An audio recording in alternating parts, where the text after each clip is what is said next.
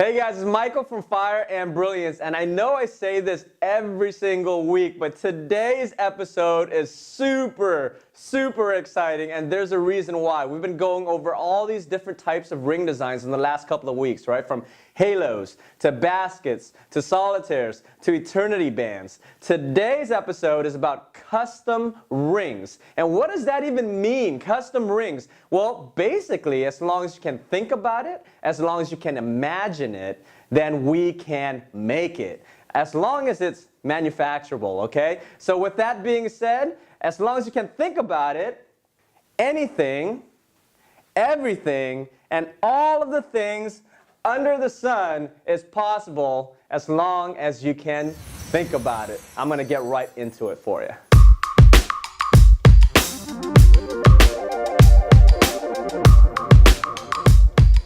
Alright guys, so since this episode is about custom jewelry, this is typically how the process will work, especially in today's modern technique, okay? So hypothetically, let's just say this is the ring, or the ring that inspired you to work on a piece of custom jewelry. So let's start with this ring. The center stone is an 8mm fab colorless round brilliant cut, or traditional cut, moissanite, okay? It has a type of floral bezel shaped halo with natural diamonds accented around it on a 4-pronged standard head with a plain shank. So let's just say you found this on Pinterest or in this YouTube video, and it inspired you to want to custom a piece of jewelry. You like the way it looks, but it's not exactly what you want. You want something like this, but you know what? You wanted something like rose gold more, and you want to keep the center stone the same. You do like the floral halo basket, but you want to give it more of a vintage look and play with some mill grain. Then you would reach out to a company like ours or another company that does custom jewelry, and so basically inquire, all right, and give them your ideas as to what you would like to do. After working with a custom jeweler, they may, if they know what they're doing with the modern techniques of CAD design, and may be able to create a ring like this. You'll see that they're similar, but they're not exactly the same. So as I had mentioned, let's just say you were inspired by this specific ring, but you wanted a touch of a vintage look with mill grain, which is, all that mill grain around the floral design. You wanted the center stone to be the same, so both of these are 8mm fab round moissanite on a 4-pronged setting. But you want it to be made with solid 14K rose gold instead of white gold. And you wanted some more decorations on the shank as well as under the basket. And they were able to create something like this for you. Now I do want to make sure that I do disclose that most companies do not make the ring for you to see prior to you making the purchase. Most companies that are using modern techniques are usually designing it. So they'll send you images and pictures and photos, okay, which is typically the same thing as what Fire and Brilliance does.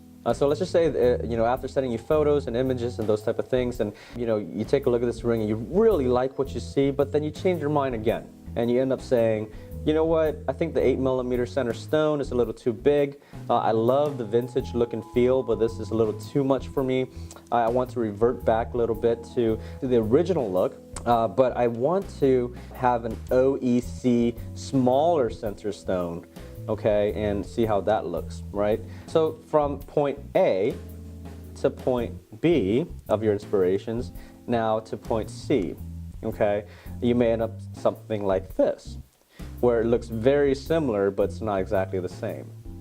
You wanted to downgrade the center stone size because you think this 8mm or 2 carat may be too big, so you want to go with the 1.5 carat instead. But since you love the vintage look, you also wanted to obviously set a vintage-inspired type of center stone, which is the heirloom 7.5mm or 1.5 carat OEC moissanite. You wanted to revert back to the original look in terms of the halo, so therefore you see that the halo here is also somewhat of a bezel set floral design. However, we kept the mill grain of the first revision, or the first draft, right? so that the revision also has the mill grain. So then the difference between these two rings is that you had decided that you want a half eternity diamond setting on a cathedral shank instead with natural diamonds and mill grain. And then once you see this may be the one that you truly liked. You said, okay, let's give it a go and produce it, and let's make it. So that's basically how custom jewelry and design works. I mean, again, as I had mentioned earlier, custom jewelry is what you can think about. It is anything, everything, all of the things under the sun, as long as it's manufacturable and if it can be produced to be made into jewelry.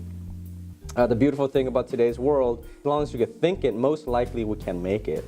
You know, again, it does have to follow specific guidelines and protocols so that it can be made into jewelry. If it's too thin, and it wouldn't work. If the design is out of specific parameters, it may not work. But most designs, I mean, even if you wanted to put a little design of a cat or something, if you're into cats, you know, a custom jeweler could even do that as well. Hopefully, this was able to give you an idea of what's possible. It's limitless these days. It's no longer the original days of going into a jewelry store, being forced to select from the selections that is pre-made inside of the showcase of a jewelry store. In today's world, it's truly up to your imagination. You can truly think of it, draw it, write it down, be inspired by different designs all over the internet, reach out to a custom jeweler such as Fire and Brilliance, and have a go at it. So I hope I was able to bring you some value here. These are 3 designs that are very similar, but obviously are also very different with the same starting point of an inspiration. So in the future, if you are ever fortunate enough to get the opportunity to start to design your own ring, which is a very exciting experience. Hopefully this video is able to provide you with that occasional piece of information so that you can use it and go out there and see what you could do with customizing your own ring. Hey guys, so those were 3 rings that was inspired from one original setting that was basically made into another setting that eventually converted into a 3rd setting. So that's the beauty of custom jewelry. Again, as long as you can think about it, anything is almost possible as long as it's manufacturable. Okay, so that's custom jewelry at its best, okay? And you can even do anything else, okay? So with that being said, I hope you really enjoyed this specific episode. It was made specifically just for you as an educational piece so that if you're ever put in a situation and get the opportunity to, you know, basically make beautiful jewelry, then hopefully this brought some value to you. We just actually, if you haven't noticed already, the last couple of days we've released a couple of videos. It's called the F&B Showcase or the Fire and Brilliance Showcase. These are short clips of me describing different types of ring designs, and we'll be releasing these on a daily basis, weekly basis, so that you can enjoy it, okay? It's just a really quick video going over the fine details of all of the jewelry that comes in and out of Fire and Brilliance, okay? And if you're following us on Instagram, we also have a catalog page. It's called @LoveMoisey. Definitely check it out. We have these little short clips of all of our jewelry that we're showcasing on a beautiful model's hand with some nice nail polish. Okay, so enjoy that as well. Again, leave a comment below if you haven't followed us already. Our goal here this year in 2018 is to get 10,000 subscribers. Okay, definitely hit the like button, subscribe to the channel, and I'll see you again next time. Goodbye.